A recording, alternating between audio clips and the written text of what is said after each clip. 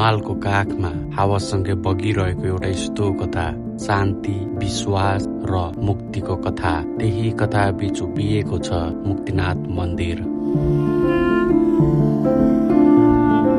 जहाँ प्रत्येक पाइला आस्थाले भरिएको हुन्छ र प्रत्येक सास प्रार्थना बनेर बगिरहेको हुन्छ। 3800 मिटर उचाइमा अवस्थित 108 धाराहरू, जसले पानी मात्र होइन मनका बोझहरू पनि बगाइरहेको हुन्छ।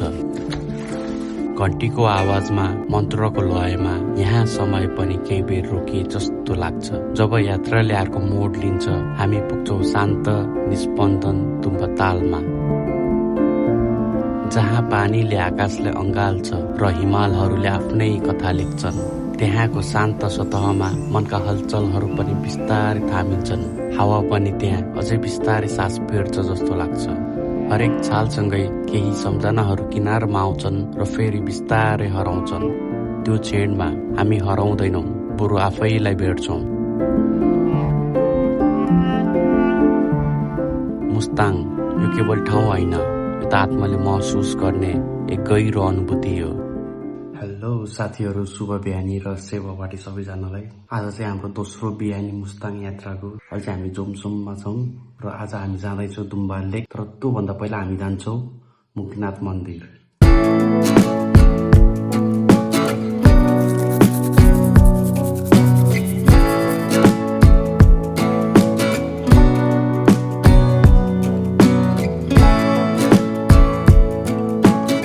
यो चाहिँ मेरो याद हो, म यसमा चढेर जाँदैछु है।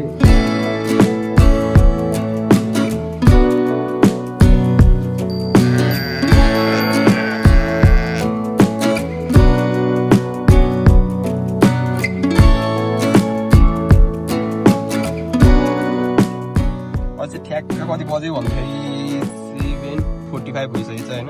अब हामी यहाँ हिँडिसक्यौँ। घाम चाहिँ मिठो लाग्छ होइन, बिहान बिहान होइन। अलि हाम्रो चाहिँ अलिक ढिलो भयो जस्तो छ। हामी उठ्दाखेरि चाहिँ सबै, हामी बेलुका हुँदाखेरि गाडी नै गाडी थियो, अनि हामी उठेर हिँड्दाखेरि त एउटा गाडी छैन।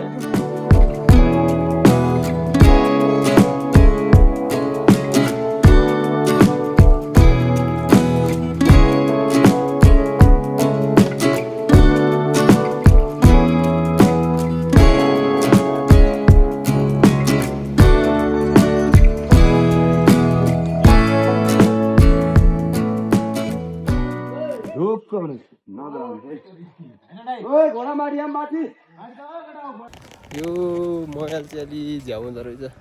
कसरी हो यो बाटो बाटो जाँदैछौँ होइन। हाम्रो केटाहरू चाहिँ यहीँ छन् होइन। लेक लाग्यो कि क्या, एनर्जी डाउन भयो जस्तो छ। अझै हामी त आधीको आधी पनि हिँडेनौँ केटाहरू।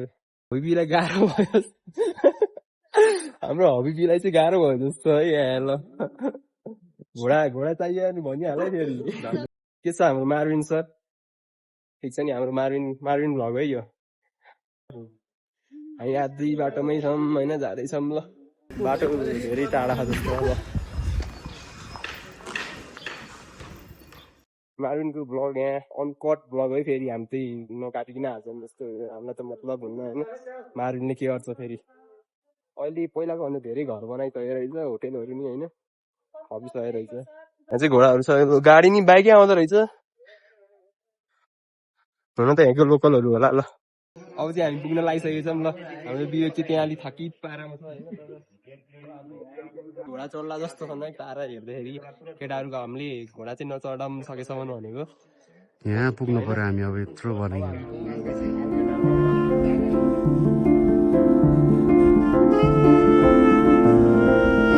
हरेक यात्राको एउटा सुरुवात हुन्छ र यहीँबाट सुरु हुन्छ मुक्तिनाथ तर्फको हाम्रो एउटा सुनौलो यात्रा। सबैको यात्रा एउटै हुँदैन, कोही आफ्नै खुट्टाको बलमा, कोही भने यी घोडाहरूको सहारामा। तर सबैको मनमा भने एउटै चाहना थियो, मुक्तिनाथ दर्शन।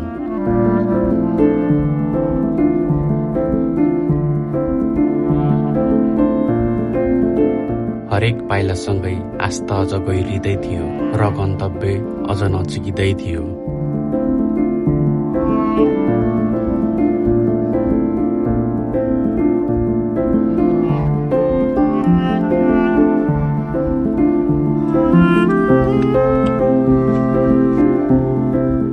अब केही पाइला मात्रै अनि हामी पुग्नेछौँ त्यो पवित्र आँगनमा, जहाँ पुग्ने सपना धेरैले मनमा बोकेका हुन्छन्।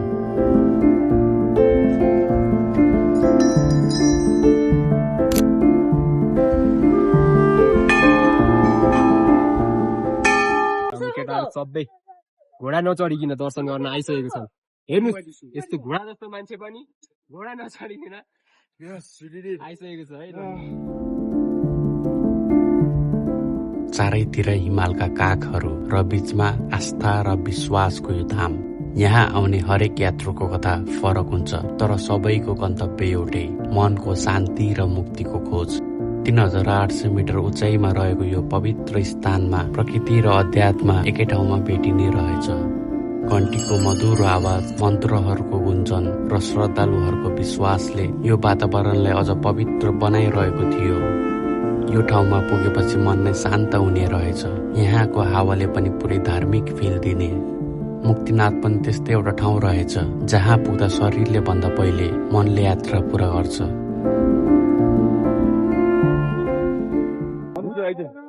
अब हामी चाहिँ 108 धारामा 9मा जाँदैछौँ। ब्याकग्राउन्डमा चाहिँ मुक्तिनाथ मन्दिर। भिड छ है आज चाहिँ। पारी पारी हिमाल देख्न सक्नुहुन्छ। मन्दिर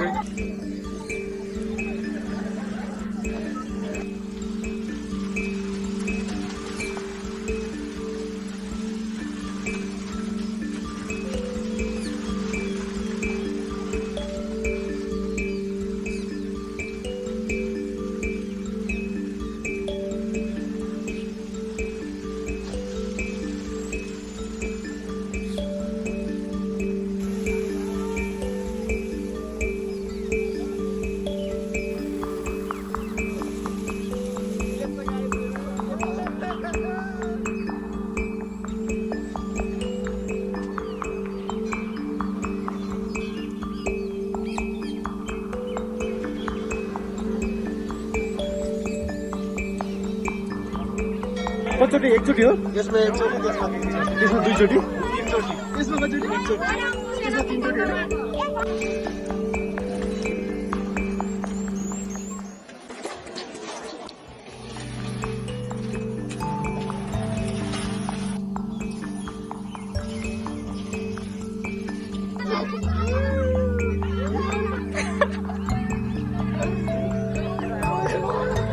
तीनचोटि यहाँ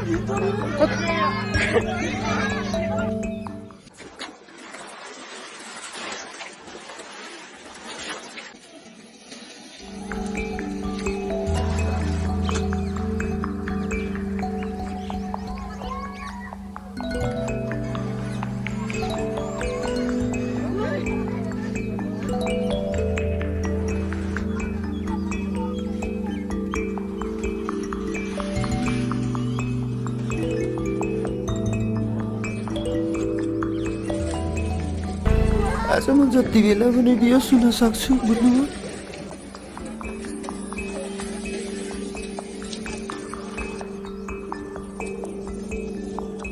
कस्तो टेन्सन भयो। यस्तो टेन्सन हुँदा पनि बियोस हुँदिन त के भएको?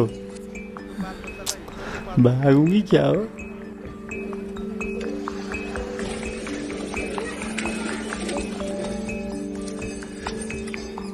मनिष सर कस्तो भयो अनुभव? टु कस्तो भयो? केटाहरू मैले चाहिँ कसरी राखेको छु भन्दा सबै सामान एकै ठाउँमा राखेर पूजाको सामान माथि राखेको छु, किनकि हाम्रो सामान चोरी नहोस् भनेर मैले यसरी राखेको छु होइन। त्यस्तो गर्छु कसले पनि गर्दैनन् भनेर होइन। ल है त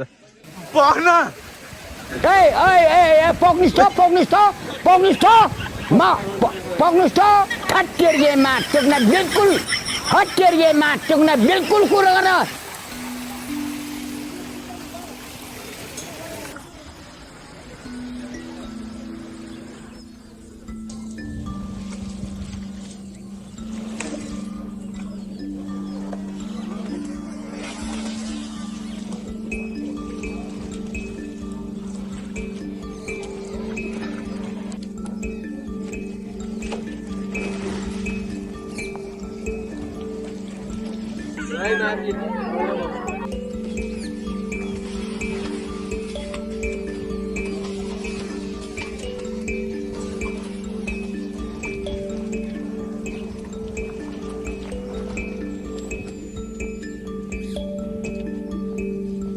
कस्तो भयो सुरी बब्बाल भाइ मैले एउटा टिका लिएर आएँ त्यो अगाडिकोबाट है मलाई चाहिँ बब्बाल भयो यो चाहिँ आइस बात गरे जस्तै भयो है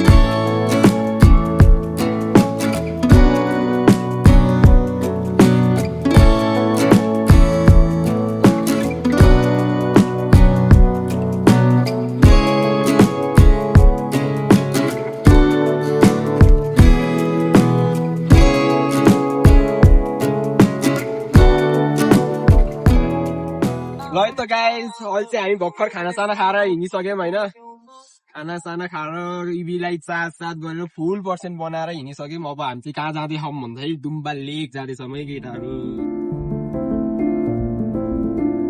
मुक्तिनाथको दर्शनपछि हामी पुग्यौं शान्त र सुन्दर गन्तव्य डुम्बा तालमा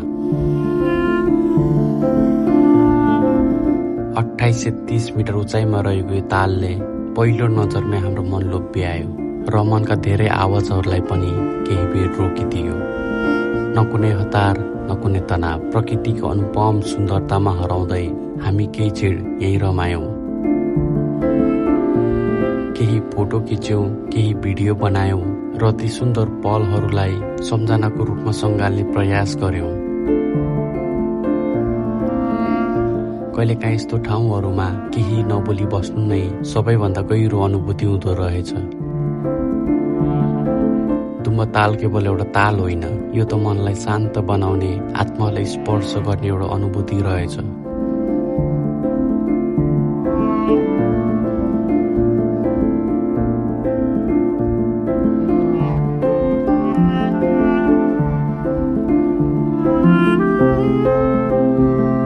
यी 2 दिनले हामीलाई धेरै कुराहरू देखायो।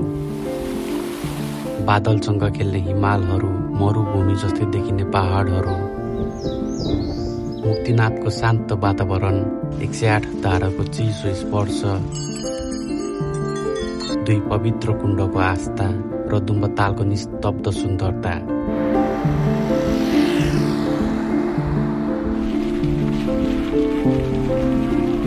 यी 2 दिनले हामीलाई दृश्य मात्रै दिएन, मनलाई शान्ति दियो, अनगिन्ती हाँसो दियो, अविस्मरणीय सम्झनाहरू दियो र यात्राको वास्तविक अर्थ पनि सिकायो।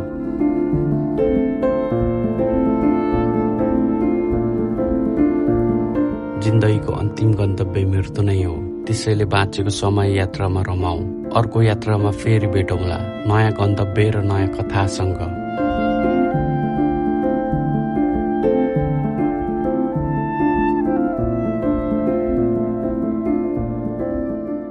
हावाले उडाएर उसको मुटुमा पुर्याइदिनु हुन्थ्यो तर के गर्नु। औरत का चक्कर बाबू भैया, औरत का चक्कर।